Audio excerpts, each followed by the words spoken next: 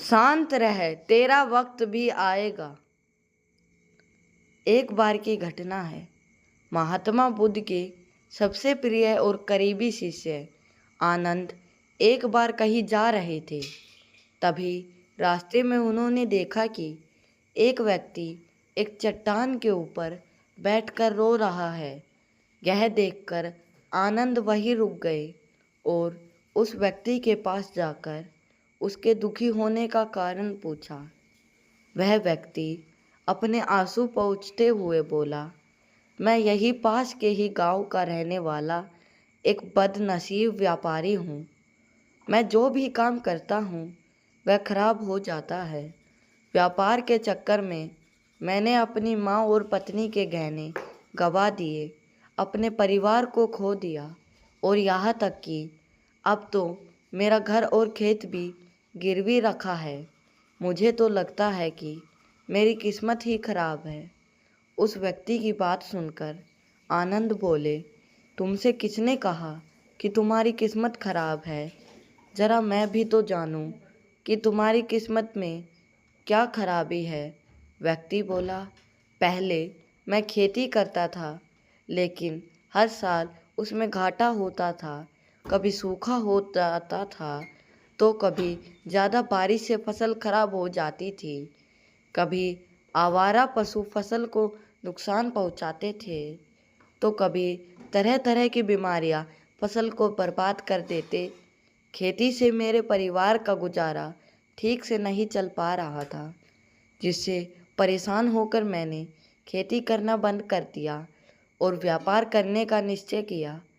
मैंने पत्नी के गहने बेचकर अपना व्यापार शुरू कराया। मेरा व्यापार नहीं चला। शुरू में तो मेरे परिवार वालों ने मेरी आर्थिक मदद की, मेरा साथ दिया, लेकिन जैसे जैसे मुझे नुकसान होने लगा, मेरे परिवार वालों ने भी मेरा साथ त्याग दिया और मुझसे दूर हो गए। अब तो वह मुझे देखकर अपनी नज़रें फेर लेते हैं और मुझे ही अपने परिवार की गरीबी और दुर्दशा का जिम्मेदार ठहराते हैं। अब तो मुझे अपना जीवन ही व्यर्थ लगने लगा है। अक्सर मेरे मन में ख्याल आता है कि अपना जीवन ही ख़त्म कर लूं, और मैं आज यहाँ आत्महत्या करने के लिए ही आया था, लेकिन हिम्मत नहीं जुटा पाया, इसलिए इस पत्थर पर बैठकर रो रहा था। दूसरी तरह मेरा एक मित्र है। हम दोनों ने एक ही साथ व्यापार शुरू किया था, लेकिन वह आगे निकल गया और मैं पीछे रह गया। मेरी इस असफलता की वजह से वह हर समय मुझे नीचा दिखाने का प्रयत्न करता रहता है और वह अक्सर मेरे घर आकर अपनी सफलता की बातें करता है। मेरे घर वालों को बताता है कि कैसे उसने इतनी मेहनत करके इतना अच्छा व्यापार बना लिया है, और वह अक्सर अपने फलते फूलते व्यापार के किस्से मुझे, मेरी पत्नी और मेरे माँ बाप को सुनाता रहता है, जिसे सुनकर मेरे घर वाले उसकी तो प्रशंसा करते हैं, लेकिन मेरी बुराई करते हैं। मुझे नाकारा और कम दिमाग का कहते हैं। मेरी पत्नी और माँ मुझ पर बात बात पर ताने मारती हैं, जिससे मुझे बहुत दुख पहुँचता है और कई बार खुद की नाकामयाब पर क्रोध भी आता है, लेकिन मुझे समझ नहीं आ रहा है कि मैं क्या करूं। यह सुन भिक्षु आनंद ने पूछा, तुम्हें किस बात का दुख होता है, अपने असफल होने का या फिर मित्र के सफल होने का? सवाल सुनकर वह व्यक्ति एक पल के लिए सोचने लग गया, फिर बोला, अगर सच कहूँ तो मुझे अपने असफल होने का उतना दुख नहीं होता जितना कि मित्र के सफल होने का होता है। भिक्षु आनंद ने अगला प्रश्न किया, अगर तुम्हारा मित्र व्यापार में असफल हो जाता और तुम सफल हो जाते तो क्या तुम खुश होते? व्यक्ति ने कहा, हाँ, मुझे बहुत खुशी होगी। आनंद बोले, इसका मतलब कि तुम्हारी खुशी तुम्हारे मित्र पर निर्भर करती है। अगर वह चाहे तो तुम्हें खुश कर सकता है, और अगर वह चाहे तो तुम्हें दुखी भी कर सकता है। तुम स्वयं से ना तो खुश हो सकते हो और ना ही दुखी हो सकते हो। भिक्षु आनंद की बातें सुनकर व्यक्ति कुछ देर के लिए सोच लग गया और फिर बोला, आपकी बातें सुनकर मुझे कुछ आशा बन रही है। फिर बोला, आपकी बातें सुनकर मुझे कुछ आशा बन रही है। तभी भिक्षु आनंद ने कहा, जब हम किसी से आशा बांध लेते हैं तो उस पर निर्भर हो जाते हैं, फिर हमारी खुशी और दुख भी उसी पर निर्भर करने लगते हैं। इसलिए सबसे बेहतर है कि तुम स्वयं को आशाबंद हो। जब तुम ऐसा करोगे और साथ ही पूरी मेहनत और ईमानदारी से काम करोगे तो तुम्हें सफलता अवश्य प्राप्त होगी। तुम्हें लगता है कि तुम्हारा मित्र तुम्हें नीचा दिखाने आता है, दुखी करने आता है, पर अगर ईमानदारी से विचार करो तो वह बातों तो सच्ची ही है। वह अपने संघर्ष और अनुभव की बातें बताता है, तो उन बातों से बहुत कुछ सीख सकते हो। तुम्हें तो इसके लिए उसका धन्यवाद करना चाहिए। तुम्हें घर बैठे इतने सारे अनुभव मिल रहे हैं, तुम उन अनुभवों का लाभ उठाओ, नई शुरुआत करो, ईमानदार से कर्म करते जाओ, हार मत मानो। एक दिन तुम्हें सफलता जरूर मिलेगी। आज तुम जिसे अपना बुरा वक्त या बुरी किस्मत कह रहे हो, एक दिन यह बदल जाएगी और इसी के साथ तुम्हारे सोच और विचार भी बदल जाएंगे। और देखना, जब तुम्हारा अच्छा समय शुरू हो जाएगा तब तुम्हारा मित्र भी तुम्हें अपनी सफलताओं की कहानियाँ नहीं सुनाएगा, तब वह तुम्हें अपनी असफलताओं और परेशानियों की बातें सुनाएगा, ताकि तुम उसकी बातें सुनकर भ्रमित हो जाओ, तुम्हारा आत्मविश्वास डगमगा जाए और तुम गलत निर्णय ले सको। लेकिन उस समय भी तुम्हें अपनी ही बुद्धि का प्रयोग करना होगा, स्वयं पर विश्वास रखना होगा।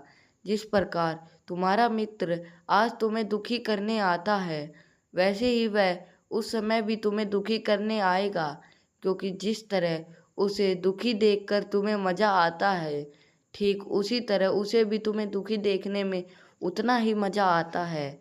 व्यक्ति ने कहा, आपने सही कहा मुनिवर, लेकिन मेरा सबसे प्रमुख दुख यह है कि मेरे परिवार के लोग भी इसमें शामिल है।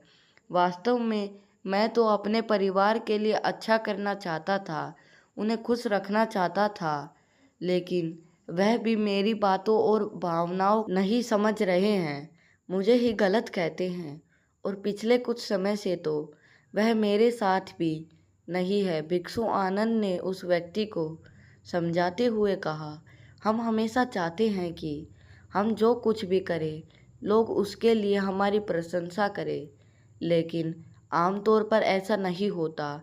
लोग हमारे प्रयासों की तारीफ नहीं करते, जिससे हम दुखी हो जाते हैं। हमें लगने लगता है कि हमारे मित्र, रिश्तेदार, घर वाले सब स्वार्थी हैं।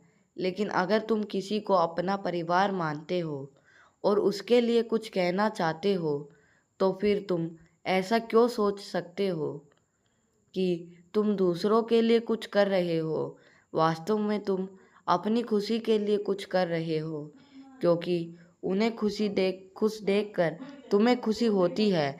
अगर ऐसा करते समय यह मान कर चलते हो कि तुम दूसरों के लिए कुछ कर रहे हो, तो तुम दुखी रहोगे। लेकिन अगर तुम्हें लगता है कि तुम स्वयं के लिए कर रहे हो, तो तुम खुश रहोगे, क्योंकि जब हम स्वयं के लिए कुछ करते हैं या करना चाहते हैं तो हमें इसके लिए सांत्वना की ज़रूरत नहीं होती।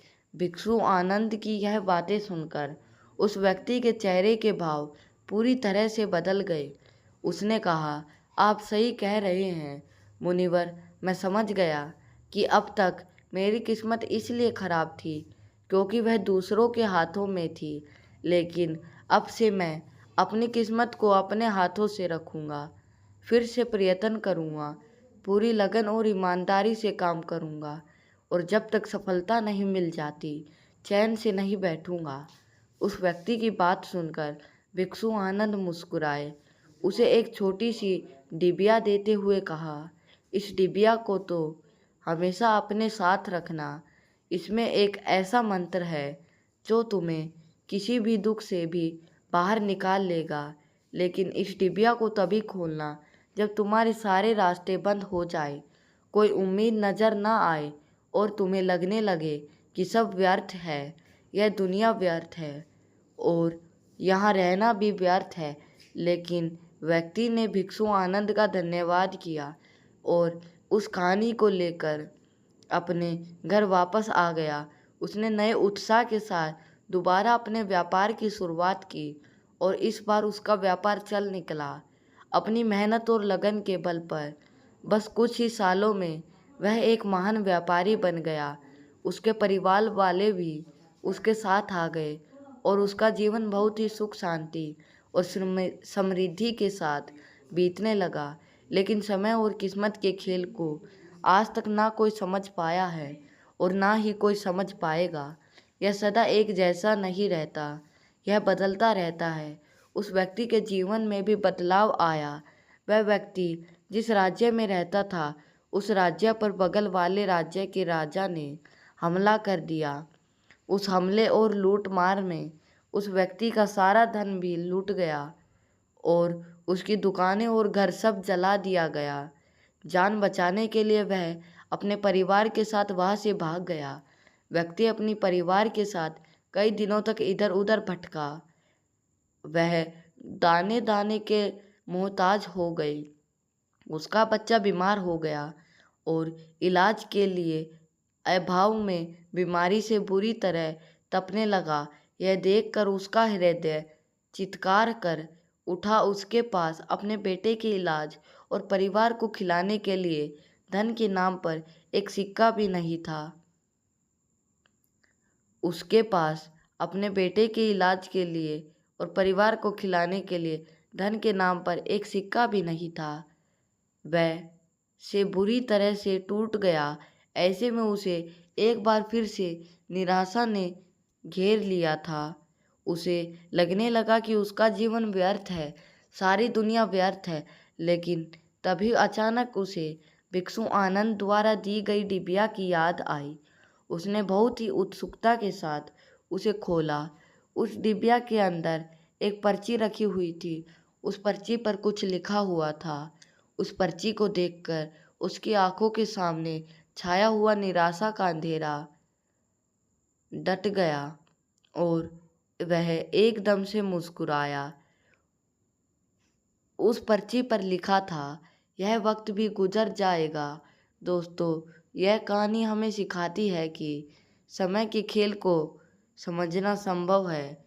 यह हमेशा बदलता रहता है, इसलिए बुरी परिस्थितियों में हमें अत्यधिक निराशा नहीं होना चाहिए। आत्मविश्वास बनाए रखना है क्योंकि समय बदलता ज़रूर है। आज बुरा है तो कल अच्छा भी ज़रूर होएगा। दोस्तों, इसी तरह की मज़ेदार कहानियों को देखने के लिए और मोटिवेशनल कहानी को देखने के लिए हमारे चैनल को सब्सक्राइब और वीडियो को लाइक ज़रूर करें और इस वीडियो को ज़रूर से ज़रूर शेयर करें। आज के लिए बस इतना ही। धन्यवाद। नमो बुद्धाय।